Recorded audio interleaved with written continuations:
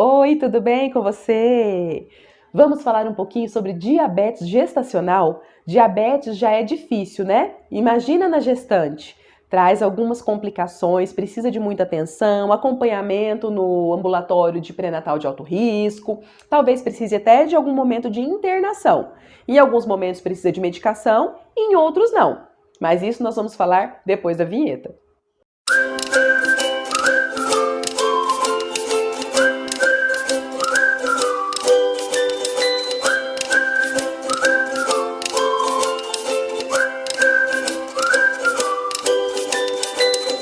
Estamos de volta.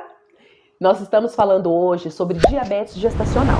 Nós temos alguns vídeos já no canal falando sobre esse assunto, mas como saíram novas pesquisas e elas mostraram que nos últimos 20 anos o número de diabetes desenvolvidas no período gravídico puerperal tem aumentado e muito, então eu resolvi falar com vocês mais uma vez desse assunto.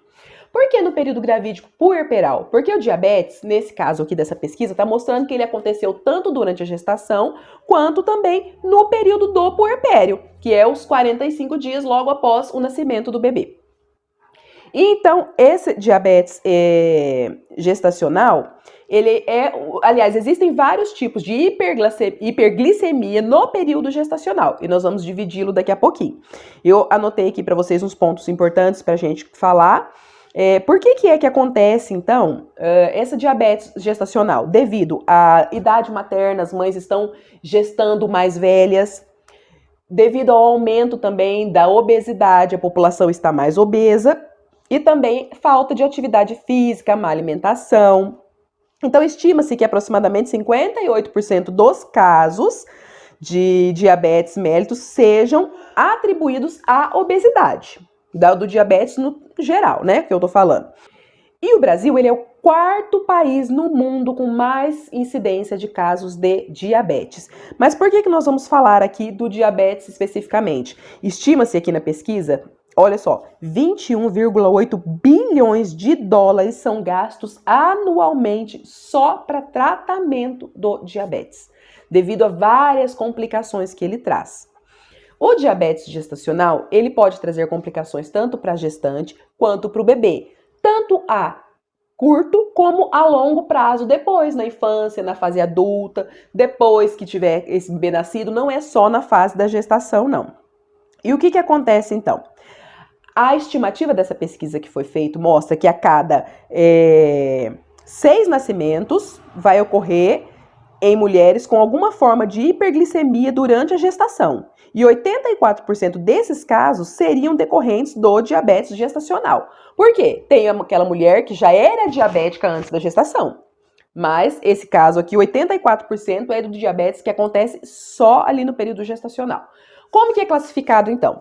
Existe o diabetes tipo 1, o diabetes tipo 2, o diabetes gestacional e aqueles diabetes que são relacionados a alguma alteração genética, algum problema no pâncreas, algum problema relacionado a álcool, drogas, ao uso de algum outro medicamento, né, algum outro produto químico também, e isso pode então desencadear o diabetes. Na gestação, ele é dividido também em 3 partes.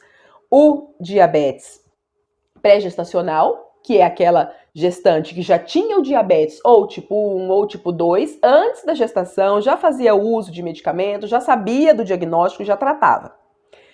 O diabetes mellitus gestacional, que é aquele diabetes que ela desenvolveu após a gestação.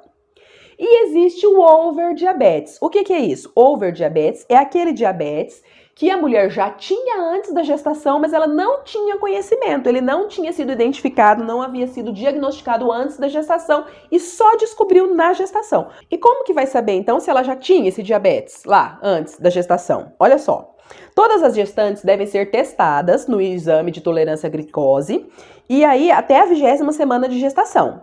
Se por um acaso essa mulher começar um pré-natal tardio, tem que fazer o mais breve possível esse exame. Mas enfim, se até a 20ª semana de gestação ela foi testada e ela deu um valor menor que 92, o que vai acontecer? Ela não tem diabetes. Então, o exame de teste de tolerância à glicose deu menor que 92, ela não tem diabetes, mas aí lá na 24ª, 28ª semana, ela tem que repetir esse teste, porque ela pode desenvolver esse diabetes no decorrer da gestação. Se ela fizer esse teste lá antes da 20ª semana e o valor de referência for entre 92 e 126 miligramas por decilitro, essa paciente tem uma diabetes gestacional. É uma gestante, então, que desenvolveu diabetes gestacional. Se der acima de 126, então é porque ela já tinha o diabetes antes da gestação e não tinha conhecimento. Pelos valores de referência é que se sabe se foi um diabetes gestacional ou se é um diabetes que já tinha antes, mas foi descoberto só por conta da gestação desses exames de rastreamento que são feitos. Então, os diabetes, as hiperglicemias, né? Existem alguns hormônios placentários, alguns hormônios que estão envolvidos na manutenção da gestação que aumentam a glicose na corrente sanguínea por ações que inibem a ação da insulina. Em algumas gestantes normais, isso não tem problema. Mas nas gestantes que têm o diabetes gestacional, isso pode causar parto prematuro, pode causar aumento do peso do bebê, ele vai nascer um bebê macrossômico. Essa mulher pode desenvolver diabetes no futuro. O bebê também pode desenvolver diabetes na infância ou na fase adulta. E, assim, é o mínimo que vai acontecer isso aí, né? O bebê nascer macrossômico e essas outras complicações que podem acontecer. Como que é o tratamento? A mulher pode fazer a gestante vai fazer esse tratamento com o uso de insulina ou com controle de dieta e exercícios físicos. A maioria consegue controlar essa hiperglicemia com a dieta e com os exercícios físicos. Isso é ótimo, porque a partir do momento que você entra com a medicação com a insulina, depois vai ter que desmamar essa insulina após o parto e as chances dela desenvolver esse diabetes tipo 2 lá no futuro é grande. Ou numa gestação futura também, que às vezes ela teve a gestação atual, aí quando for ter gestação lá na frente, a chance de ter esse diabetes gestacional novamente é grande. Então, como que é feito esse rastreio? Com o exame, e aí se essa mulher tiver, então, o resultado entre 92 e 126, que é caracterizado diabetes gestacional, ela vai ser encaminhada para o pré-natal de alto risco e vai ser avaliada ali. Como que vai ser feita essa avaliação? Aqui na minha cidade, a Secretaria Municipal de Saúde disponibiliza para essa mulher como um empréstimo, durante o período da gestação, um aparelho que se chama glicosímetro. A canetinha para estar furando o dedo, que é um exame de glicemia capilar, e as fitas. E ela faz esse controle em casa e durante as consultas ela leva o resultado do controle. Como que tem que ficar o controle dessa glicemia dessa mulher? Em jejum tem que ser abaixo de 95. Então, acordou de manhã, ainda não tomou café da manhã, não tomou desjejum, tem que dar abaixo de 95 o valor. Após as principais refeições, 1 hora. Então, você tomou café da manhã, almoçou, fez a principal refeição, na verdade, o almoço, a janta. 1 hora depois, tem que dar abaixo de 140. Se 2 horas após o almoço, que a gente chama de glicemia pós-prandial, tem que dar abaixo de 120. Então, vamos repetir para não esquecer. Glicemia de jejum tem que dar abaixo de 95. Glicemia 1 hora após as principais refeições, que são almoço e jantar, tem que dar abaixo de 140. E a glicemia 2 horas após o almoço ou o jantar, que é conhecida como pós-prandial, tem que dar abaixo de 120. Se der acima desses valores, provavelmente vai ter que entrar com as insulinas. Quais são as insulinas? Existem vários modelos no mercado. Basicamente, são 2 tipos. A NPH, que é a insulina de efeito prolongado, você toma ela agora e ela vai soltando aos poucos o efeito. E tem também a insulina regular, que é aquela insulina que a glicemia está alta agora e você toma ela e ela baixa. Geralmente, como que é o esquema da gestante? Toma a insulina NPH de manhã, toma ela à noite. A regular toma ali antes das principais refeições, porque senão vai dar, almoçou, a glicose vai dar muito alta, então já toma a regular antes, que é para evitar que tenha essa hiperglicemia, então, no pós-refeição, no pós-prandial. Como que manuseia essas insulinas?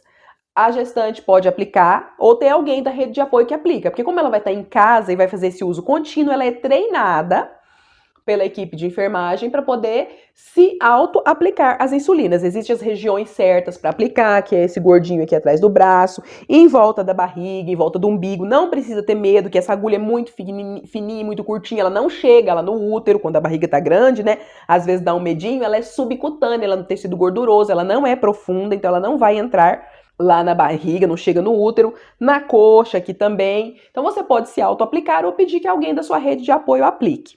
Claro, sob prescrição médica. O médico é que vai prescrever a quantidade de cada insulina se for necessário.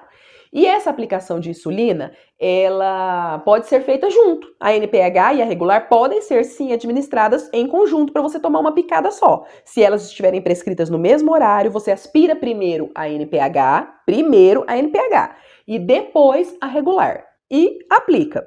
Essas insulinas têm que ser guardadas em geladeira. Existem algumas marcas que não precisam, mas a NPH e a insulina regular especificamente precisa sim ser guardada em geladeira ou em caixa térmica própria para o transporte. As seringas, elas são próprias também, com as unidades, porque tem que ser muito específico e muito cuidado para não confundir uma insulina com a outra. Porque geralmente a quantidade da insulina NPH, que é aquela que faz efeito prolongado, que não faz efeito na hora, é uma quantidade maior de unidades que se aplica. E ela é branca, fosca, ela é meio fosca. E o cheiro dela também é bem característico. Já a insulina regular, que é aquela que se aplica para fazer efeito imediato, ela é em unidades menores, que geralmente se aplica 2, 4, 6 unidades. Às vezes algumas mulheres que estão com uma glicemia mais descontrolada precisam de um valor maior. Mas tem que ficar muito atento, e ela é límpida, ela é transparente. Então, atento nos vidrinhos para que não se confunda, porque se você aplica uma quantidade muito grande da insulina regular, vai cair de uma vez a glicemia, e isso é perigoso. Então, se você precisar de fazer o uso dessas insulinas, procure ajuda, orientação da equipe de saúde, do postinho, onde você está fazendo pré-natal, para que te ensine, te oriente como administrar de forma correta. Se você conseguir administrar essa hiperglicemia com dieta e com exercício físico, ótimo, melhor ainda. Mas fique atenta, faça os seus exames na data correta. O exame, então, tem que ser até 20 semanas. Se o pré-natal começar tardiamente, que seja feito o exame o mais rápido possível e depois ele é repetido entre a 24ª e a 28ª semanas. Você teve diabetes gestacional? Como que foi? Controlou com dieta? Teve que usar medicação, insulina? Desenvolveu diabetes depois ou não? Seu bebê nasceu macrossômico, nasceu grande para a idade gestacional? Precisou, às vezes, ficar internado em unidade neonatal porque nasceu mais cansadinho ou fazendo hipoglicemia? Conta pra gente. E uma dica para você. Se o seu bebê nascer e fizer hipoglicemia, amamente, porque o leite materno, ele é perfeito para correção de hipoglicemia. Tanto que na unidade neonatal, a preferência é de prescrição ou do leite da própria mãe ou de leite humano do banco doado, e não fórmula. Quem corrige hipoglicemia neonatal é o leite humano, o leite materno. E se você ainda não é inscrito no nosso canal, não se esqueça, se inscreva, ativa o sininho, deixa o seu like e não se esqueça de compartilhar esse conteúdo com quem possa se interessar. Deixa o seu comentário aí com a gente e até a próxima!